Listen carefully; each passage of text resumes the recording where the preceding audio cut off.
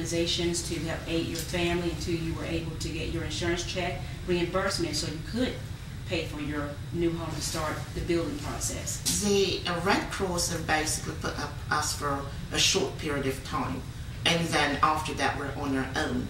So basically we were we did not have a home. We were homeless for a short period of time because State Farm decided not to pay any funds so where we can basically rent a home, which that is the additional living in which I just discussed. We received no money.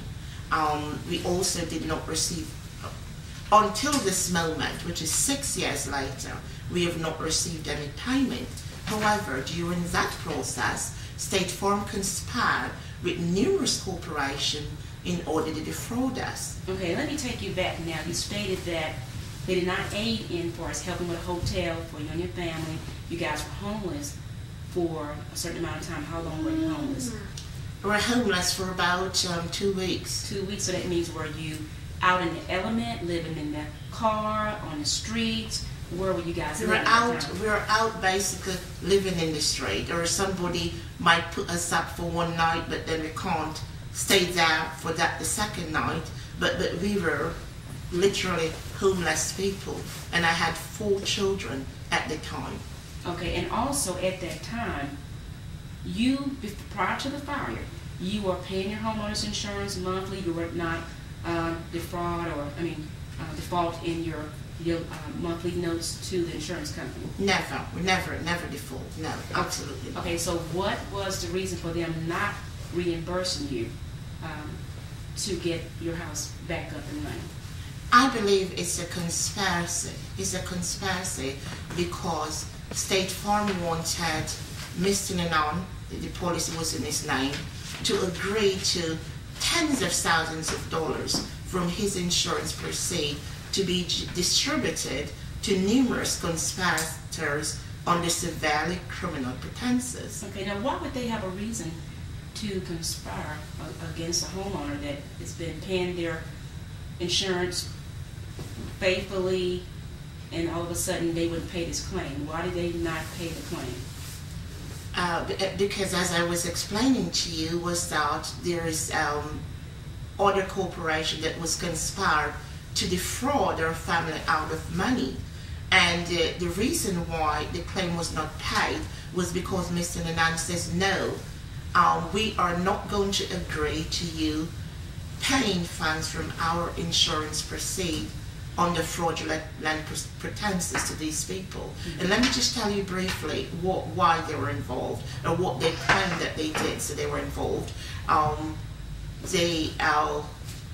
Adjusters International, Goodman Gable Gold, that's one of the company that basically he signed a contract with Mr. Nanan, so it would also take care of the homelessness which I described to you. That as a part of that contract, his duty would be finding a home, making sure the insurance company reimbursed us. And he did not do that. He defaulted and basically did not do anything.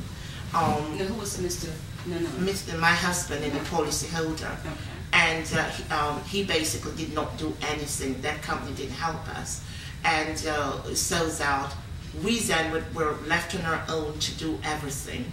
So what happened also is that they used a pen and an ink pen and basically tampered with the contract to change a date without our knowledge, and that is fraud. Mm-hmm. So what happened is that because they did not help us, Mr. Nanan decided that how are we going to agree to insurance funds pay to this company that basically didn't do anything for us. The other company by the name of Rolling Construction was contracted, to my understanding, by Adjusters International, and what they claimed was that Rolling was contracted by us, which did not happen. Mm-hmm. We have explained to State Farm that these are severely fraudulent allegations and that we are not indebted. State Farm knew we're not indebted, because we were the one that State Farm dealt with. If those people have done work for us, they would have dealt with State Farm. So State Farm knew that it's fraudulent, and in an act of conspiracy, as I was trying to explain to you a minute ago, State Farm decided that despite the fact that they knew that these claims were fraudulent, they were going to continue to make sure that these conspirators received money from our claim on the fraudulent pretenses. And then because we said absolutely not, it's not going to happen, State Farm decided, well, we're not going to pay you either until you agree to make sure that these perpetrators capitalize on your loss. Now also at this time that you guys get an attorney? No, because we were homeless, we were indigent, we lost everything, not even have a place to live. Obtaining an attorney is just something that at the moment we were unable to obtain.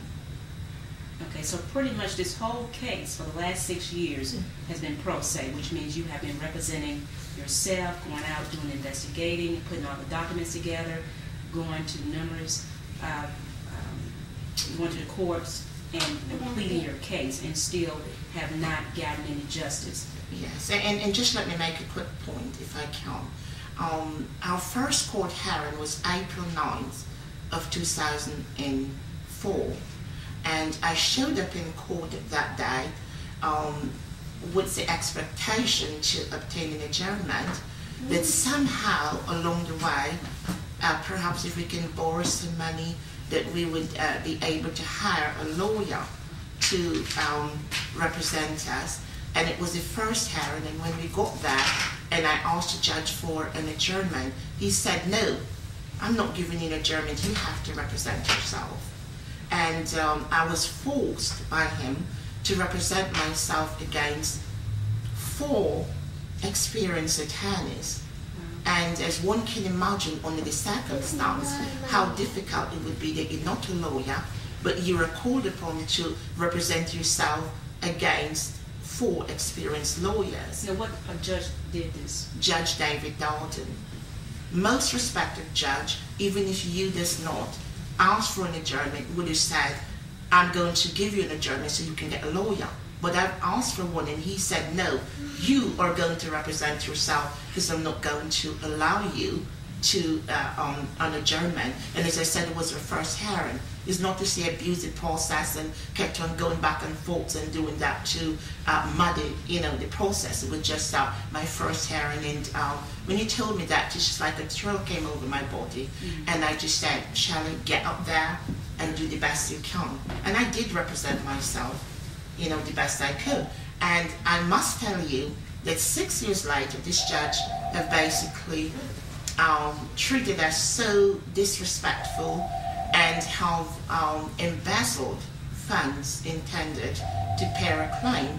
But I have to admit that it was based on him who told me, you have to represent yourself. And at that moment was when I knew that I had the potential to go in the courts and stand up for my rights and represent myself and just do the best I can. And that's what led us to this level. I know it's kind of incredible that the same judge that have basically ripped you off and treated you in the worst manner was the same judge that you can look back 4 years later and say that it was because of him that inspired you to represent yourself in court.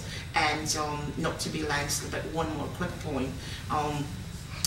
Because of the fraudulent conduct of State Farm and the courts, I had to represent my case in not one court, but 6 different courts simultaneously, which is at the same time. Right, so your case has already gone to the appellate court as well. Yes, it went to went from the trial court to the appellate court, and it went to the Georgia Supreme Court and up to the United States Supreme Court.